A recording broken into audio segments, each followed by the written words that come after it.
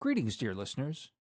Before we get started, a reminder to head on over to wisdomofcrowds.live and consider becoming a paying subscriber if you're not one yet.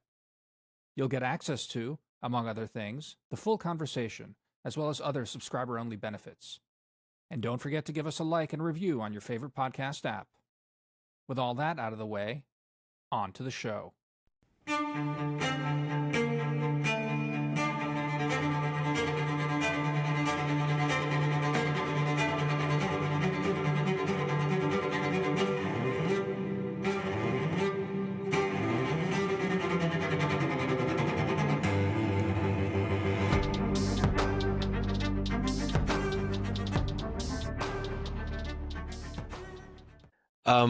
We're really happy to have Michael McFaul with us today on the podcast. He was formerly a special assistant to President Obama, former ambassador to Russia, and a professor now at Stanford. He has a new book out, which is called Autocrats versus Democrats: China, Russia, America, and the New Global Disorder. So, Mike, first of all, welcome. Congrats on the book. It's a big, ambitious book. There's a lot of ideas in there. And maybe just to kind of start from the basics, what are the key arguments you want readers to come out with? What are you really hoping for with this book? Well, first, thanks for having me. And congratulations on your book, Shadi, which I've read. Thank you. I was just about to say, this is so fortuitous. You guys have books out at the same time, and actually they complement each other quite well. They're pretty related, yes. Yeah. And you should know that I own a lot of books. I buy books all the time. I have 3 offices filled with books. This is just one of them. I do not read many books. I just don't have time. But I have read your book cover to cover. I sat at the library in Bozeman, Montana, one afternoon and read it end to finish. And we can talk about your book another time, but it's a great read. Everybody should pick up that book. Thanks so much, Mike. Appreciate it. And they are obviously related topics. I mean, for me, this is a book I've been working on for years. And I have a day job. I teach at Stanford. I run a big institute. It's Freeman Spogli Institute. It's 500 people big. I think a lot of people in the East Coast think, oh, what is that? But out here in the West, it's one of our biggest think tanks on international studies. So that I couldn't write every day for 8 hours, right? I wrote here and there when I could. That's partly why it took so long. It also took so long because I really didn't know what my argument was. I knew that we were in a new era of great power competition, right? That's conventional wisdom now. By the way, I started writing this book in 2015. That's when I first outlined it. Oh, wow. Okay. Then set it aside to write a different book and then got back to it kind of more in earnest in 2018. But I've been working here and there for several years on it. And initially I wanted to write a book to interrogate the hypothesis, and it's ironic that we're talking now, but there was a kind of conventional wisdom, at least in my world. Let's talk about it, because I'm talking to 2 people that know these debates actually better than I do these days, because I'm a little bit orthogonal to it all. But if you remember when the first Trump national security strategy came out, got a lot of attention, and it talked about Russia and China as being our, the revisionist power threats right at the top. And that was a departure from the Obama last national security strategy. That then sparked in my world a debate about, is this a Cold War or not? And Neil Ferguson's my colleague out here at Hoover. He started writing about it. Then H.R. McMaster, who kind of authored that document, he then came out to Hoover. And I would say there was a bit of a, I don't want to say groupthink, that's too strong. But I think, then there was a lot of conventional wisdom about we've entered Cold War 2.0 or Roman numeral 2.0. And then the Biden folks came along. And I have in my slide deck for my book talk a slide quoting Tony Blinken saying that the Trump administration was right about their assessment of the China threat. That's what he said in his confirmation hearings in 2021. And so I wanted to interrogate that hypothesis as a social scientist. And And the complicated answer, that is the big chunk of the analytic part of the book, is that are there parallels to the Cold War? Yes. Are there parallels to the Cold War? No. It's actually both. And this cartoonization, it's new Cold War or has nothing to do with it. I just thought both of those camps were wrong. And so I go through power, ideological competition, different conceptions of the world order to get at that conversation, right? So that was a first animating reason why I wanted to write the book. And that's my answer, is yes and no. The second part, however, that became even more urgent, I would say, after President Trump's reelection, is that I do end the book with 3 prescriptive chapters, which my editor hated, by the way. One was enough. He was like, Mike, really, are you kidding me? I was allowed to do that. One's about things that happened in the Cold War that were mistakes we shouldn't repeat again. Second one were successes. And then the third chapter, here's the set of issues that America faces in the world that have nothing to do with the Cold War. And if we superimpose that metaphor on them, we're going to get things wrong. And as you both know, I have kind of a view of the world. I'm a liberal internationalist. I'm not afraid to say that. I think America's better off when we cooperate with other countries and other institutions than go it alone. I think we're better off in the world if we support values of free markets and liberal democracy than not. And more generally speaking, I think being engaged in the world is a better way to advance our interests than to pull back. That's a class I've been teaching for 3 decades, and on those 3 big debates, unilateralism, multilateralism, isolation, engagement, realism, liberalism. I hate both of those words. We're going to get to that in a minute. I absolutely think they have not served the advancement of the understanding of the world. But that's the language from academia. My views are pretty clear. I wrote the book, 99% of it before President Trump was reelected. And I think a debate about these issues would have still persisted. Most certainly, there are lots of people in the Biden administration that disagree with me. But with President Trump's reelection, I think it's become more acute, those kinds of debates. And that part of the book, therefore, for me, has become more important than it would have been had Trump not returned to the White House.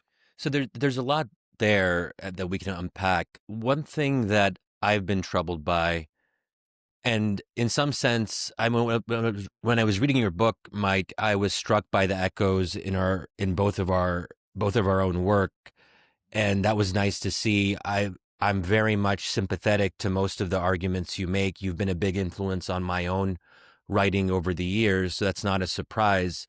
We both see ourselves as liberal internationalists of one sort or another.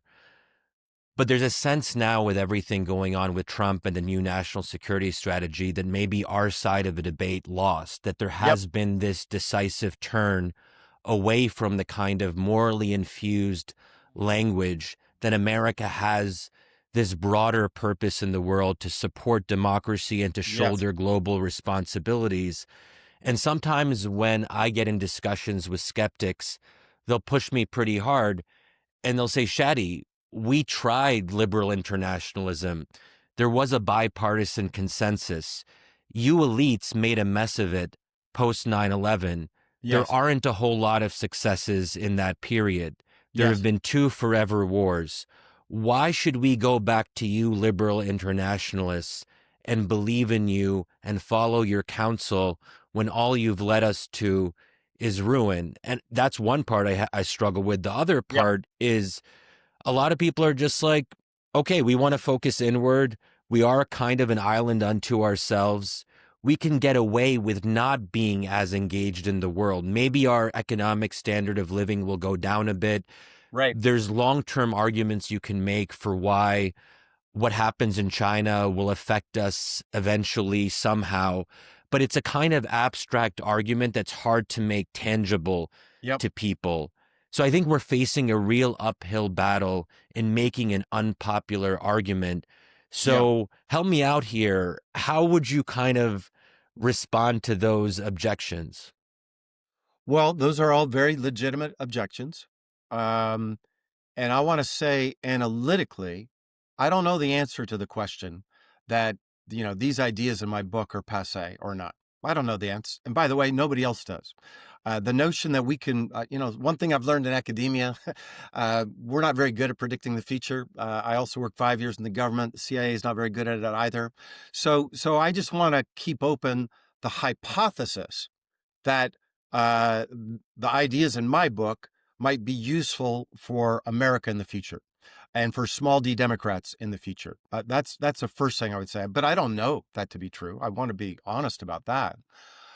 Second thing I would say is, and I talk about it in the book, and I talk about it in my book talk.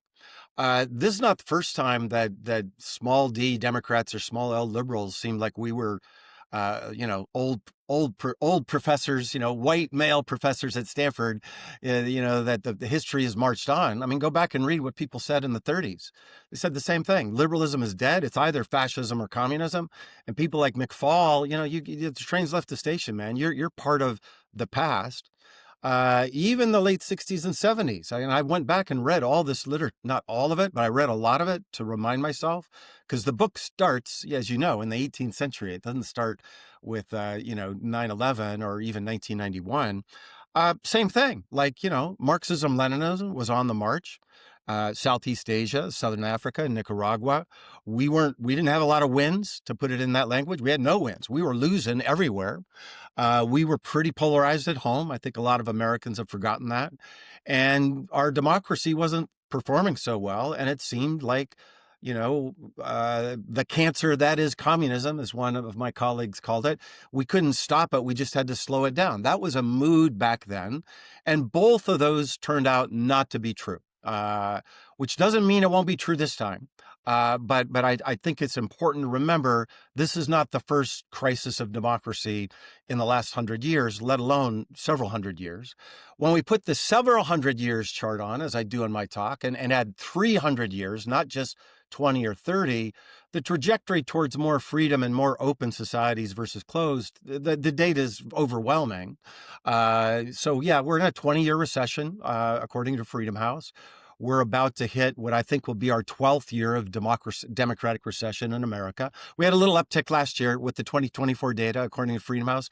There's no doubt in my mind that arrow will be going down after we get the data from 2025. I get that, but I don't. What I disagree with is the fatalism that we've somehow pivoted because three guys who worked for the Trump administration got together and wrote a national security strategy that suddenly this is the way all Americans think about the world. We know empirically that's not true. We know empirically that more Americans support alliances than do not. We know empirically 82% of Americans disagree with Trump about Putin. And I could go through the list. So they're not that. Maybe they represent some cabal, around the vice president and the people out here where I live in the Valley. And they do, by the way. These are real ideas that we should struggle with.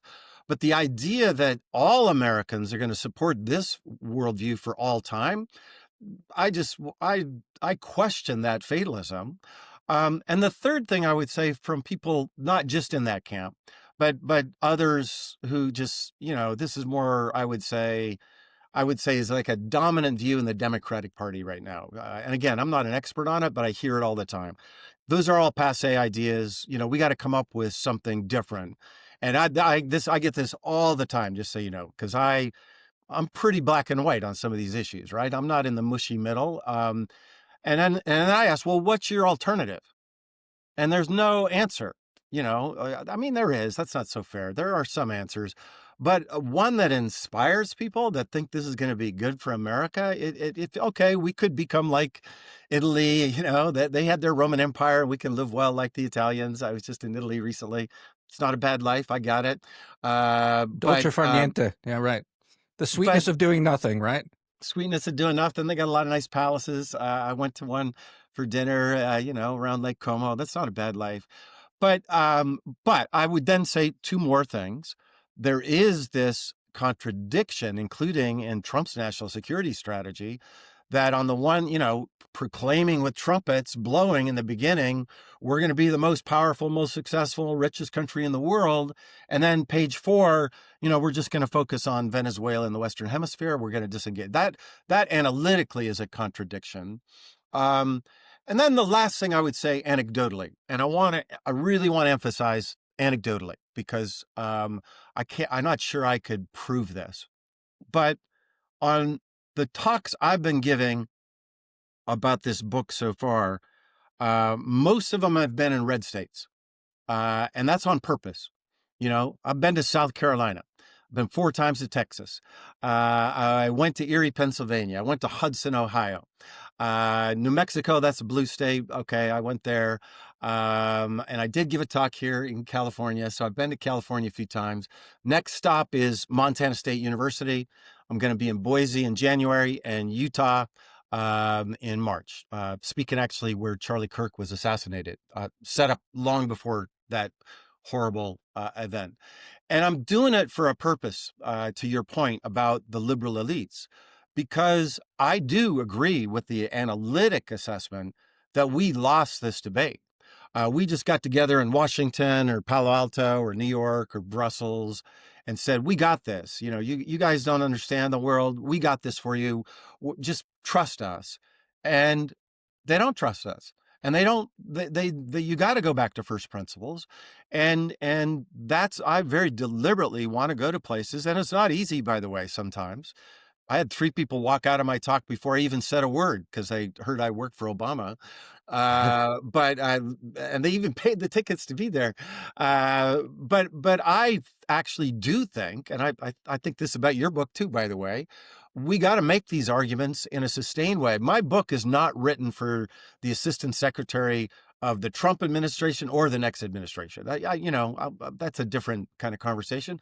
My book is written for people that want to. It's not a pop book either. It's a heavy, hard book.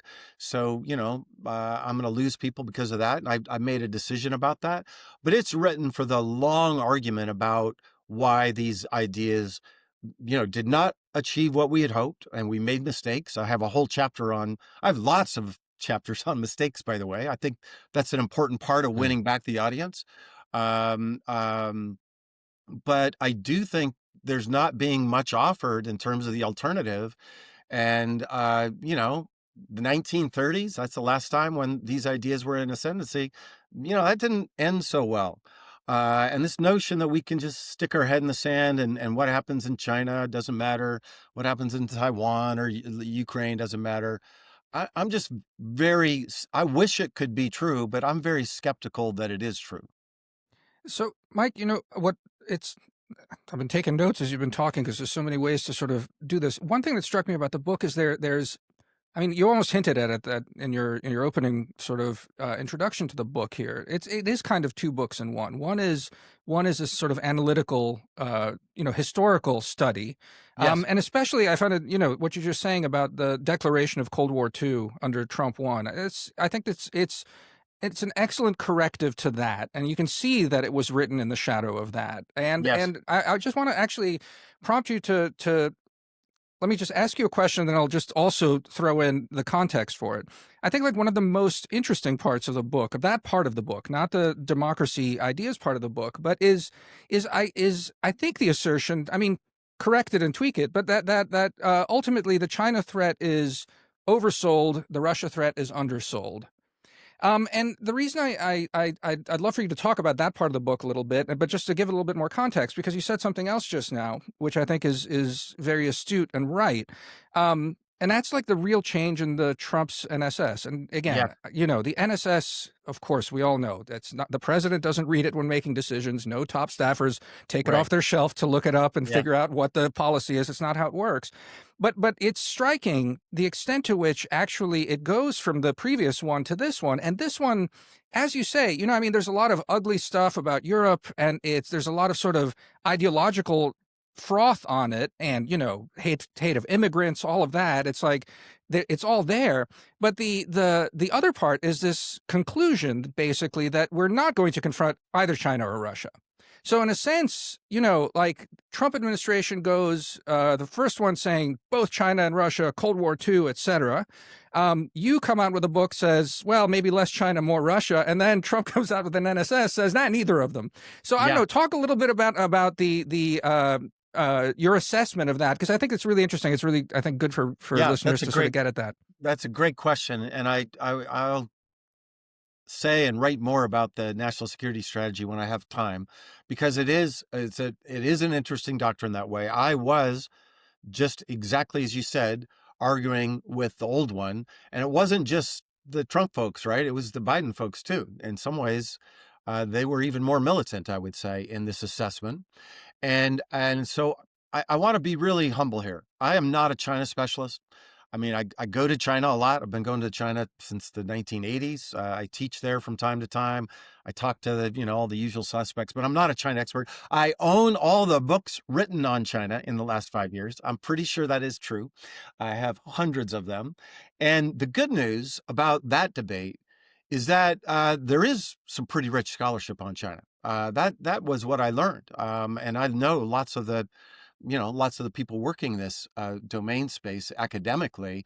It's also true that the people that are most expert on China tend to have the least connectivity to policy these days. We'll come back to that in a minute if you're interested. I was just really struck by that when I started to do the work on this. But to the claim that Mike Pompeo, I know Secretary Pompeo, but he makes it most explicitly. So let's use him. That this is an existential threat, and that they want to take over the world and eliminate freedom. And I have lots of quotes. I'm not using him, but there are lots of other people talked in those ways. By the way, even Secretary Rubio used to talk in those ways. I have quotes from him as well. I do not see the data to support that hypothesis.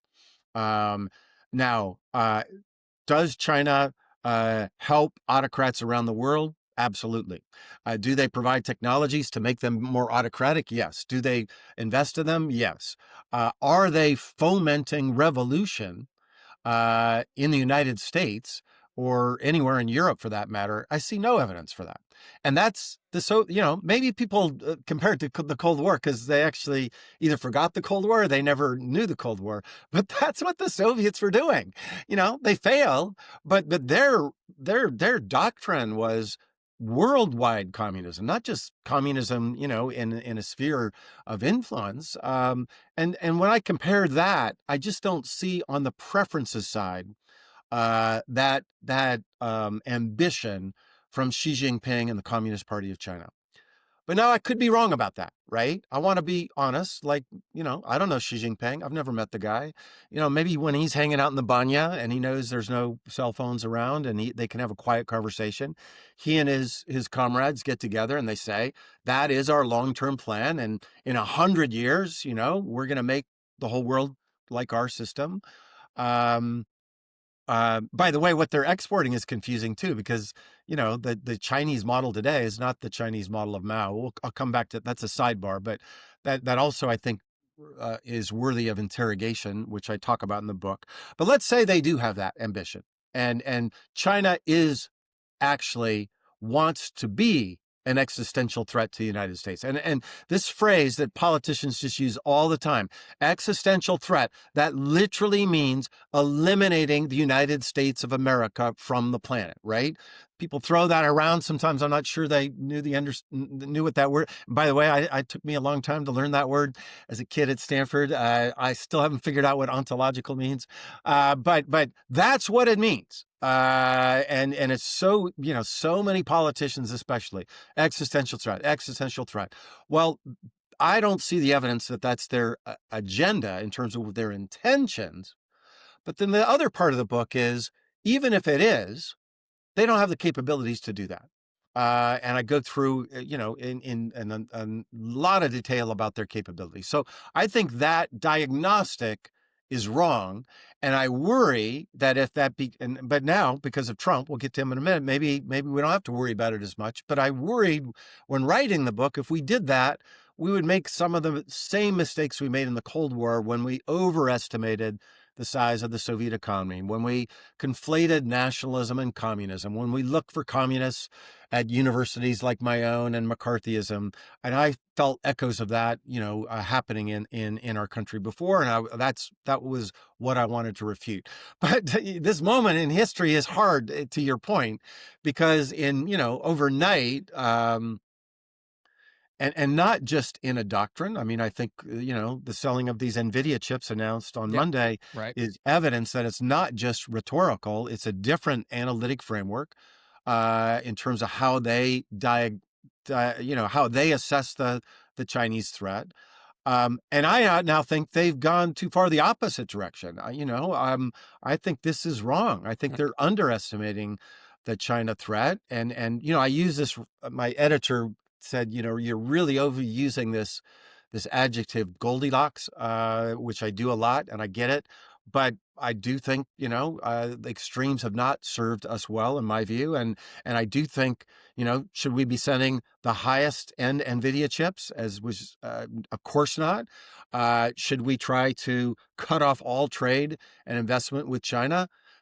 Like some of the more, Cold War types, including, I'm pointing because the Hoover Institution, just so you know, is right over here, where I'm sitting physically, as some folks over there say, of course not. And that's kind of where I fall on that piece. But I accept the point that this now makes the debate even more convoluted with respect to China. So, just a follow-up maybe to like take us then into sort of the strategy, because to lead us into what you and Shadi were talking about, the democracy autocracy part, and like making the case for that kind of liberal internationalism for the future. I think there's a point, again, I'm perhaps paraphrasing. It's the one of the main differences of the Cold War and, call it global competition with China, right? Is that it was ideological before in a much stronger way. Yep. The Soviets were into creating an almost self-contained and autarkic economic system for the Soviet bloc. Yep. And where China has mostly bought into the global trade system, if not all the liberal rules that, and so you can argue about that, but there's more buy-in from the Chinese. And, you make the case that the Russians, are much more hostile, much more revisionist to this, and are much more hostile to the existing thing. I guess the question then is as we think about this, is the democracy autocracy frame the best way to rally people? And the reason I'm asking that is, again, the reality is that how do I put it? I think that what Trump's doing to our European allies is short-term incredibly destructive. Feels like medium long-term, I think, healthy. Like that we need to be pushing them hard, and a lot of engagement with Europe up until now has been in good faith, and Europe does seem to make strides when the feet are really to the fire. Yeah. I guess I guess personally I feel that in the long term the sort of liberal democracy thing matters, and Europe will naturally gravitate towards the United States in this whole sort of thing as it works out, because the way they'll interact with the Chinese will not be pleasant. And we all know interacting with the Russians is a no-go. It's unpleasant is a very euphemistic way to put it. But I guess it's what's the frame, since it's not that ideological thing, and is democracy autocracy enough? Or is it is it how the Trump people are talking about it, that it needs to be a lot of this sort of calculating as well about, what can we do? I guess I'm zeroing in on Europe because I would say that, an easy argument that might flow from the democracy thing is Europe is a set of democracies. They're weak and under threat. We have to come to their aid right now. And, not let them sort of sink or swim in this thing. I think in general, if war really were to break out in Europe, I think the United States would be there, even under Trump. Maybe I'm being naive about this, but ultimately, isn't there something to be said that basically it's not unhealthy to be distancing, at least tactically right now, from the European continent, to like see where that sort of comes up, and that we're evaluating the world not simply on democracy versus autocracy, and not saying that the Trump people have it right at all, but like I am intrigued a little bit by the fact that they've pivoted so far away from the sort of Cold War stuff and are now being like, okay, how do we evaluate the world? I think they're misjudging America's strength and retreating far too much. But, at least thinking about the world in those ways is not completely repellent to me. Yeah, so a lot there. First, I want to start with my political science hat on first, and then I'm going to put on my policy hat and then my normative hat. So, as a social scientist, I just would note for a minute as we get into realism versus liberalism. Realism just says it's all about power and the structure of the international system driven by power. I just think the publication of Trump National Security Doctrine 1 versus 2 completely undermines realist arguments about how the world works. The world has not changed that much since he was president the last time. Distribution of power is relatively similar.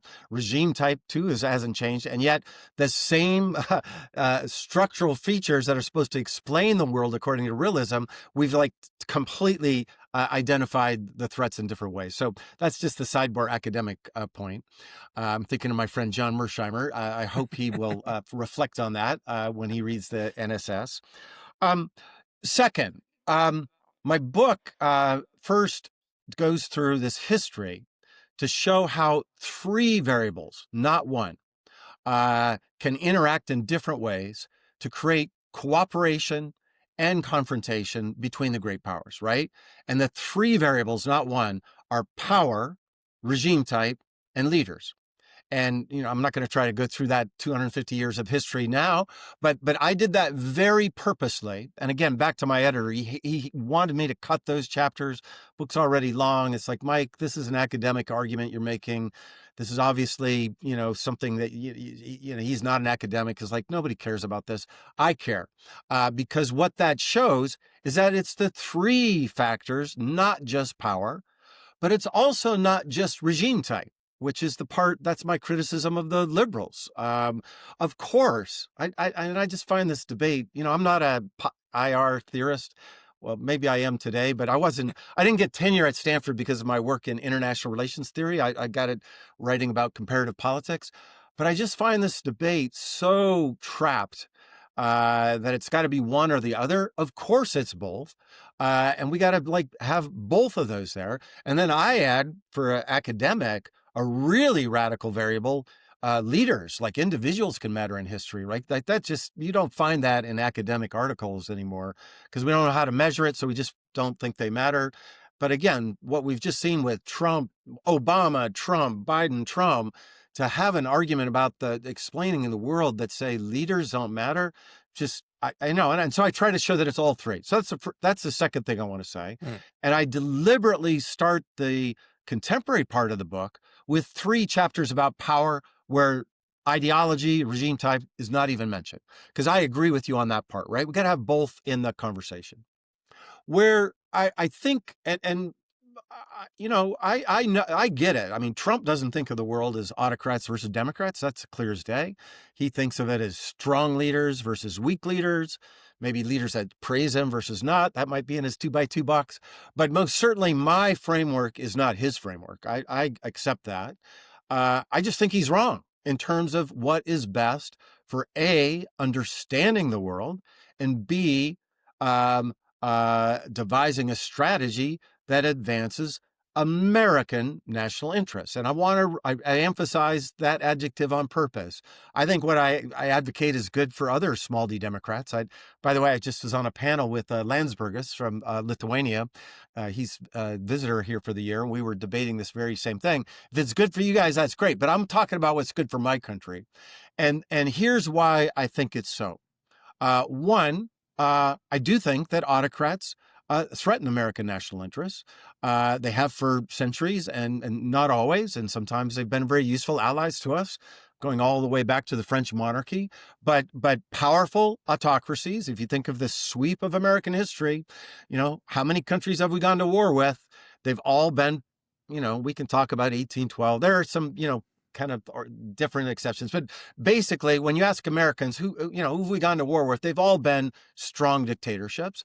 And if I worry about where I think we're going to go to war today, it's Lithuania and Taiwan, with Russia and China and those places. So I think there is um, um, more tension between strong autocracies than there are between strong democracies. So I'm not worried about going to war with Germany or Japan. And I think you can't understand that if you just look at power. Then we get to the prescriptive part. And this is where I'm on thinner ice. I want to acknowledge that. Um, um, I also think that in our instruments of power that we're going to be needing to use over decades, not just in the next 3 to 5 years, but over decades, because especially with China, that's how long it's going to go. I think one of our great advantages is that democracy is a better system of government than dictatorship. And I can tell you why. You guys know, but I can tell you why I think so. But guess what? Most of the world agrees with me and Churchill and me. They don't agree with the so-called realists that it's all about power and who cares, and they're better at efficiency, the Chinese. Actually, most people in the world don't agree with that. That's what the survey data says. More do today than 20 years ago. That's true, but most people in the world would rather elect their leaders than have somebody else choose them. And I think that's one of our instruments of power that if we give it away, we're not going to be as good as the Chinese at doing some of the things that they do. So I think there's this kind of just instrumental reason to hold on to this advantage. Now, one If more I thing could, about Europe, mm, though, that I meant to say about Yeah. Russia that I didn't. And I'm glad you invoked both China and Russia, and I forgot to answer about Russia. So I should get you guys to write my slides, because you summarized the book exactly right. More capability, the Chinese, but the intentionality, I think, is not as threatening. Putin, and I said Putin on purpose, is the exact opposite. Less capability, but way more intentionality in terms of trying to disrupt the international system. And I would even argue, and I know this is very controversial, but I believe it, and I think I have data in the book to support it. He's way more ideological than Xi Jinping. He has a belief system about the world. I've known Putin for a long time. I don't know if you guys know. We met in 1991. And then I dealt with him for 5 years in the government. And some people say I'm obsessed with him. The word Putin does appear more on my resume than any other noun. You guys I go was way searching back. the other That's a day. Just because I write a lot about him. But I've followed his career for a long time. I know his crowd well, and I still know some of them. You'd be surprised to know. What I see him doing is fighting an ideological war. Maybe that's the wrong word, but he has an ideological agenda. It's not communism versus capitalism, right? So that's how it's different from the Cold War. It's his version of, and both of you have written a lot about this. You're more expert than I am, but illiberal populist nationalism, anti-Western decadent liberalism. And I've heard him personally talk about that, where I remember one meeting, I tell this story on my book tour, where he stared right at the vice president, and he said, Vice President Biden, this is in 2011, he said, you know what your problem is? You look at us because we look like you think that we think like you, but we don't. We're different from you. We are not part of what he would then describe your decadent Western liberal civilization. And he uses those words very comfortably. He's very comfortable in that language. And by the way, he doesn't, people should read Putin a little more often. He's a pretty blunt guy. He's not trying to hide much. Um, uh, and he first consolidated those set of ideas inside Russia. And, tragically, some of my friends either were killed by him or had to move in exile because they disagreed with that ideological agenda. But now he's invested a lot of money and a lot of time and effort to support those ideas abroad. And again, you all know this better than I do, but there are millions of Europeans and there are millions of Americans that ideologically are closer to Putin than they are to me. And this NSS, I mean, you don't have to believe me. Look at the Kremlin reaction. Oh, we agree with a lot of these assessments. In other words, the ideological struggle is within Hungary, within Italy, within the United States. And the Trump administration just took a marker down, echoing J.D. Vance's speech in Munich, where they're putting their thumb down on one side of that. And that's pretty amazing to me that Yeah. Putin and Trump agree more than I do with Trump, even though we're both Americans. That's an ideological struggle that I don't think we've fully appreciated how different that is from the Cold War. So, Mike, I'm more sympathetic to the autocrats versus Democrats framing than Demir probably is. I think it is an important way to rally people and to actually get at the stakes of what we're facing right now. But I think the leftist critique, and one that is often directed towards me, is we haven't actually been that good at promoting democracy, Yes. and especially in one region of the world, that there is this big gaping Middle East exception. Yes. And it's hard, I think, for people abroad, especially in the Middle East, to take what we're saying about democracy seriously when they see a history Yep. of us supporting brutal, repressive regimes. Yep. And this was always the contradiction at the heart of the Biden administration. But even it was a tension in the administration that you served for Absolutely. with Barack Obama. Of course.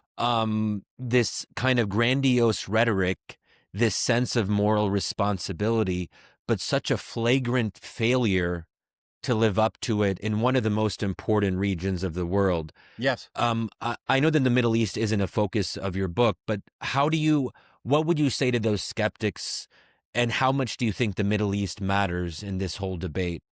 If I can also just add, what Shadi you're describing, and you've spent a lot of time describing it, is that this is actually a long-standing thing in American foreign policy. How likely do you think that is to change? Even more so, not going forward. How much can the United States fully commit itself to this project?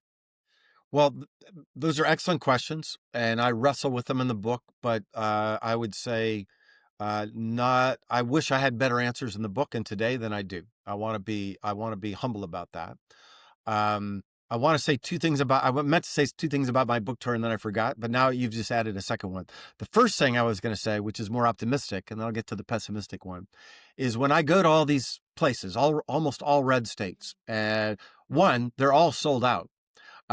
So I get all the blue people of Erie, Pennsylvania come to my talk, but there's some Trump people there too. And what I'm struck by is people want to talk about this stuff. So the notion that elites sit around here saying Americans don't care about the world, not my anecdotal experience, emphasizing on purpose. And two, the biggest applause lines I get in my talk are never about the balance of power and never about multilateralism and global order. It's always when I'm talking about values. And this notion that Americans don't care about freedom and liberty, and they don't care about children in Ukraine, and they don't care about children in Gaza, that is not my anecdotal experience. And I think politicians, including President Trump, when they think that we're all a bunch of cynical people that just want to do deals for oligarchs, that is not my experience. Americans, they think of their country as being different, and they're wrong about the history, as you just pointed out. But I can tell you, when I'm, in South Carolina, talking to people, they think that we're different, and we had problems, and we fought through. We're not like the others. We're not like them. I've heard that 100 times. Even if if we would look at it objectively, the evidence doesn't necessarily support that emotion. But the second thing, just because you talked about the left, the hardest question I've gotten on the book tour, I did go to Cambridge, Massachusetts, so I want to confess that. Not at Harvard, by the way. They didn't invite me yet. But I was in Cambridge, and I spoke in a church, which I don't do very often. 650 people are there. And Rachel Maddow was the moderator. And I'm thinking, okay, this is going to be, we're in Cambridge with Rachel. I work for MS Now. I got to get used to saying that. And I'm a huge fan of Rachel Maddow. I don't agree with everything she says, but she's super talented. Her book, Prequel, I think was fantastic. So I'm thinking this is going to be easy. All I have to do is walk in and take off my coat. And I get a standing ovation. And yet, to this question, that's exactly the question that Rachel asked. And she's like, I'm all with you kind of, aspirationally, Mike, but what do you guys, you liberal internationalists, you have not delivered. And that is just empirically true. And, I've written about that. And sometimes with the democracy promotion organizations of which I've been affiliated with a long time, it's like, well, in the aggregate, there aren't a lot of wins. We need to acknowledge that. I think, pretending that we haven't failed has not been the right strategy. And I've been arguing this, Shadi, this. I wrote a whole book about this in 2009, and Yeah. I think that has been a big mistake. Like, just sometimes you're wrong, and just saying you're wrong helps you get to the next argument. And I don't think we've done that. Those people that think like me, you do it in your book, by the way, but I think that's needs to be first. Just say we made mistakes and we failed. Um, I do not believe, for instance, let's just be clear on this, military intervention as a tool for promoting democracy does not work very often. We're 4 for 17 in the last 120 years. And let's just admit that and not pretend that that works, or pretend, as the Bush administration wanted us to believe after the cut and the bait and switch of that we invaded Iraq to promote democracy. No, we didn't invade Iraq to promote democracy. We had a different set of arguments, and then we did this bait and switch. Literally, a very senior White House senior official told me that in the middle of that war. And so we should just at least acknowledge the facts. But then I would just say, two, we need to play defense today. My book is about defensive strategies, not offensive strategies, preserving democracy where it's there and where there are societies and governments that want to work with the free world. Internationalize democracy promotion. There are lots of really talented people all over the world. We do this at Stanford every summer. Ukrainians know more about democracy, supporting democracy in hard times than we do. Serbians, they had a lot of super expert people on that than we. My God, like, let's just get out of the way and empower them. And then third, this community and this business, which has now been destroyed by Trump, right? USAID being the piece of it, but also VOA and the whole thing. And I talk about it in the book. That was tragic in my view. My argument was reform, don't destroy. But sometimes out of crisis does come opportunities. And in my view, that was a community that was very stale, with no feedback effects, with no innovation.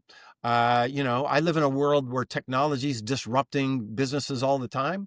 I should be able to pull my phone out right now and make a donation to a Pakistani women's group and have enough information on my phone that I know they're credible and viable and not some terrorist organization. I can't do that.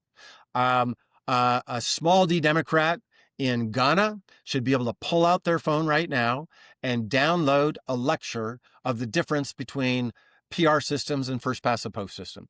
Can't do that. Why is that? That's absurd that we can't do that. And so both money and ideas and recipients, including like backstop stuff, like lawyers, there's so many inefficiencies in the way we're doing this. And I won't go through the longer, but the point is we should admit our mistakes, play defense, and then internationalize and modernize. And just because we're almost out of time, I just very quickly, to close us out, on the Middle East question, do you think I that skipped the Middle East. Yeah, I'm sorry. But on the aspirations that your book lays out, I just worry that if that exception isn't addressed, we're never going to be able to say that we're truly Democrats versus autocrats. And that's where I think there's the biggest uphill battle. There's something so fundamental in our foreign policy paradigm about it. We've been supporting these dictators for the better part of 8 decades. There's a structural reality there, and it's very entrenched in the foreign policy apparatus. And people who have tried, I mean, George W. Bush tried briefly with the Freedom Agenda. Barack Obama was optimistic about the Arab Spring for, a few months before he got disillusioned. Yep. So there have been these moments, but it seems like it's very hard to get our leaders to shift course on the old way of doing things. And if we don't actually find a way to resolve that tension, I worry that we can't be plausible. We can't articulate this vision effectively. Well, I agree. Um, uh, so me personally, I do not believe in civilizational arguments, in support of dictatorship. That's what my grandfather said about Germans. That turned out not to be true. We used to say that about Catholic societies. I want to remind everybody, go read the literature. One of my Stanford colleagues was one of the most prominent when he said, there's a correlation and a relationship. It wasn't just it was a causal relationship between Catholic societies and dictatorship, because at the time, most countries in the world that had Catholic majorities were autocracies. That argument's been made about Orthodox Christianity before, and you know better than I. It's been made about the Arab world and the Muslim world for a long time. And when you play the long game, those arguments, don't stand up very well. But you're so for me personally, I do believe in small d democracy, and I don't believe there's any reason why Tunisians or Saudis or Iranians can't practice democracy just because they have different cultural and historical traditions. We don't have a time to go into that, but I just categorically reject those kind of arguments. Do I also acknowledge, obviously, that different societies and different histories lead to different ways of practicing democracy? Of course, like that, the extreme to the opposite is just not. I don't think that's interesting. But um, uh, the contradiction, the hypocrisy that you described, is a big, albatross on any government that says they care about these things. And most certainly was when I served in the government, serving in Moscow. Believe me, that is. And what I would just say as in terms of a strategy for future governments is one, um, we have to deal with dictatorships. We have for all of our history, and we will for a long, long time. We have to engage with autocrats. I did. I mean, I was the ambassador in Russia. I wasn't the ambassador in France. In my portfolio at the White House, all of my countries were dictatorships. And in 2011, by the way, as you know, I spent half of my time working on the Arab Spring. I got it. I get it. You got to engage with them. But I would say two things, and here I'm just taking one of my colleagues here at Stanford and mentors for many decades was George Shultz. He was the Secretary of State for Ronald Reagan. And what George would say and answer these questions is, one, we engage with these folks to advance our interests, and sometimes you have to. He was the one, he's got a chapter in his book called Re-engaging the Soviets, right? He's not talking about Gorbachev. He's talking about Andropov. And we do that because we have interests. And in his case, it was about arms control. So you got to do that. But you do it with two other caveats, and maybe I would add my third McFaul correlating. One, you don't need to check your values at the door to do that. There's this notion that a lot of people have today. Witkoff is, case number one, where he somehow thinks that if he doesn't say, he just doesn't talk about the things that make Putin uncomfortable, that's going to make him more effective in his negotiations. I think it's the exact opposite. I think when you do that, especially with Putin, but I would say this about a lot of leaders, it just makes you look weak. And then it just makes Putin ask for more. So you don't need to check your values at the door. And then two, you play the long game for our values. And in the same way that some say, in my interactions with the Chinese, they're all like, Mike, why are you always talking about all these value stuff? Could you just be more like us? That's what they want to say. And I would say to them, well, you get all upset about you want me to adopt your values. Why don't we just agree that we have different different perspectives, and in the long game, you're going to think about yours in certain ways. In the long game, I'm going to think about mine. But over here, we can still work on climate change. We can still do arms control. We can still prevent terrorists from having AI systems that develop bio weapons. I don't think that's so hard to do. And then the last thing I would say is, and this is the McFaul corollary, just because we did something wrong in the past doesn't mean we are burdened with that mistake for the rest of our history. That's what, and that happens to me all the time, right? It's like McFaul, you're critical here. What about Crimea, right? What about Iraq, if we're talking about democracy? And so two wrongs don't make a right, right? And we don't have to always we have to acknowledge our mistakes, but because we made a mistake in the past, that doesn't take away our license, A, to change, or B, to speak about these in different ways. And then the last thing I'll say, and I am late, I'm in super trouble, but this is really fun. We should do this again. It's really great talking to you guys. The last thing I would say is, I am not in the U.S. government. And I'm not planning to be so. After writing this book, I'm pretty sure I won't be. Um, I get to have my views about what I believe, irrespective of what my government believes, and the notion that individuals can't think about themselves in different ways, I think that's the wrong approach. And I get pressure from our government from time to time to not speak out, and I just categorically reject the idea because my passport's blue. I have to think like them. And in many ways, another piece of my book that I want to inspire is the horizontal connection between small d Democrats around the world, irrespective of what our governments are doing, right? I have friends in autocracies all over the world, including in the Middle East, and I want to support them intellectually and ideologically, even if it doesn't mean it's going to change the regime in Iran or change the regime in Russia or China. And that's just because I want to live, an ethical life according to what I believe. And when I worked at the National Security Council, I didn't have that luxury, right? I had to fly to Kyrgyzstan and deal with Bakiyev. And I remember, you guys probably know this guy, Carl Gershman. I used to run the National Endowment for Democracy. I remember one day I had a big argument with Carl about all the mistakes we were making, and he was right analytically. But I said, Carl, you have the best job in the world, man. You get to wake up every day, and the only people you have to deal with are people that ideologically agree with you 100%. And oh, by the way, they also, they have an instrumental reason to deal with you. That's a great world, but that's not the world of governments. I think that's, I think we got to accept my job in Kyrgyzstan was to keep our base open to allow our troops to fly to Afghanistan. That's part of the portfolio.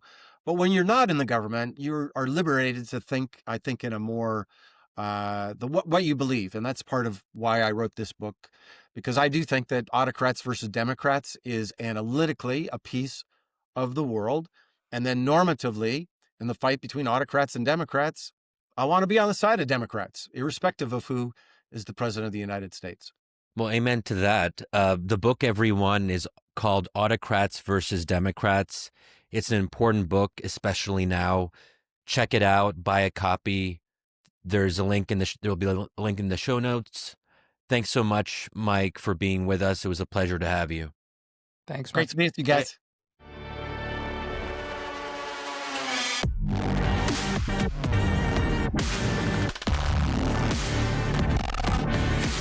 Okay.